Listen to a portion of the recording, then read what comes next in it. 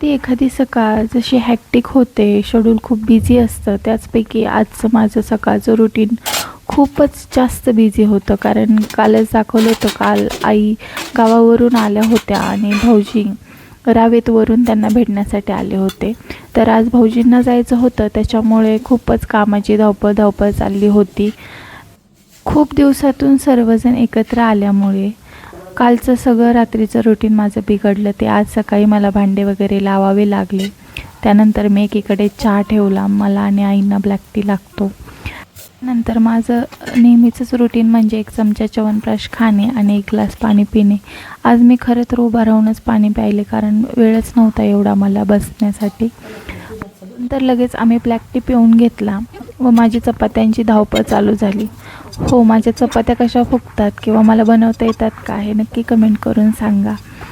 तर भाजी काय बनवायची हे आज आईनेच सांगितलं, कारण त्यांची दोन्हीही मुलं होती आणि त्यांना जे आवडतं तेच त्या बनवतात नेहमीच आल्यानंतर.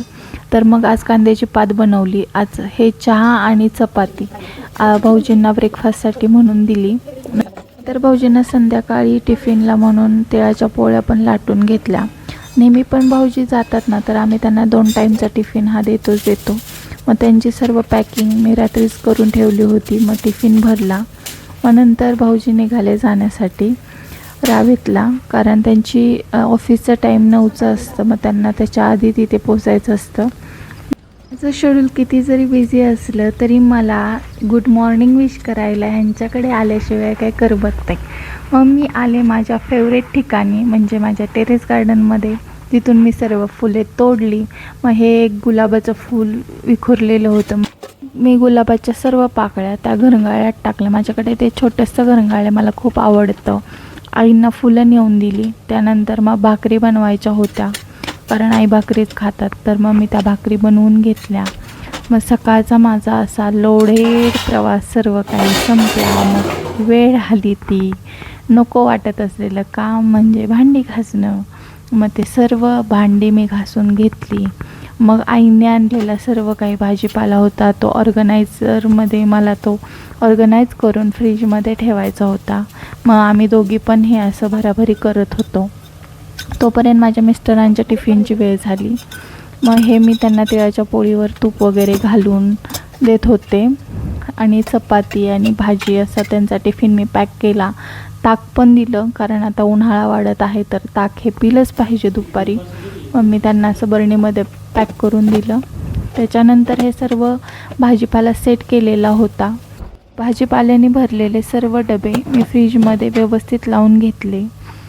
हे जे काही फ्रीज ऑर्गनायझर्स आहेत हे खरंच खूप जास्त वर्क करतात आणि फ्रीज नीटनेटका ठेवण्यासाठी खूप जास्त हेल्प पण करतात. तर हे मी सगळे मेशोवरून मागवलेले होते. काही मी डीमार्टमधून पण घेतलेले होते. तर मग त्याची लिंक पण हवी असेल तर मला कमेंट करा, मी तुम्हाला शेअर करेन. नंतर मग सर्वात महत्त्वाचं काम म्हणजे किचन वाटा एकदम क्लीन करून ठेवणं. ते पण मी करून घेतलं आणि सर्व काही किचन वाटा एकदम सुंदर दिसत होता. त्यानंतर मग राहिली वेळ तर भांडी घासण्याची, तर ते भांडे मी घासून घेतले. थोडेफार होते ते कचरा काढून घेतला. सर्व कचरा झाला होता ते भाजीपाल्याचा वगैरे, मग तो मी आवरून घेतला. नंतर मला एकच कॉर्नर मेशी दिसत होता, तो म्हणजे माझा फ्रीजवरचा. आतून तर सर्व क्लीन केलेलाच होता, पण मग जेव्हा पण मी आतून क्लीन करते तर वरचं पण सगळं आवरून घेते. मग तो मी पूर्ण फ्रीज बाहेरून सगळा स्वच्छ केला. त्यानंतर त्याच्यावर असलेलं ते कर्टन टाकून दिलं आणि मग त्याच्यानंतर मी त्या फ्रीजवरती फ्रूट्स वगैरे ठेवते. मग इकडे आले तर बघते काय, माझी सर्व फुले अशी सुंदर दिसत होती ना देवघरात, की बस. मग त्यानंतर माझं असं होतं की मला आवळा ज्यूस प्यायचा राहिला होता, हे मला आठवलं आणि मला खूप थकावट पण फील होत होतं. त्यानंतर मग मी तो आवळा ज्यूस पिऊन घेतला. हा रेडीमेड आवळा ज्यूस आम्ही जेव्हा कोकणात गेलो होतो तर आम्ही तो तिथून परचेस केलेला होता. त्याची टेस्ट कायच सांगायची, एकदम भन्नाट अशी टेस्ट आहे. आईंना बोलवायला म्हणून गेले, बघते तर काय या मनुबाई एकट्याच मस्त बेडवर झोपलेल्या.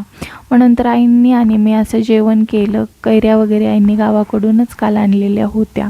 असं होतं आजची सकाळ. तर भेटूया